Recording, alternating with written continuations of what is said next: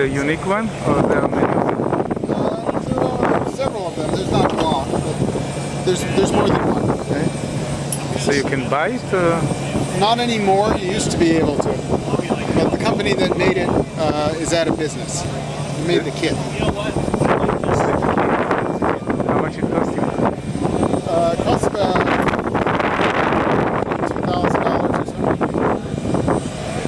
And it's just licensed like a helicopter? It is licensed. It's licensed as a Rotorcraft Gyroplane, which is a different license than a helicopter. But easier to reach. Okay. Well, it's actually harder to get because it's hard to find anybody who can instruct because it's so rare.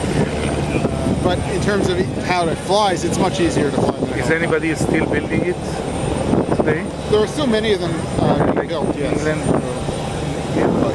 They're very popular in Europe. So all over Europe. Here there are still manufacturers that are making the kits here. Not this particular one anymore.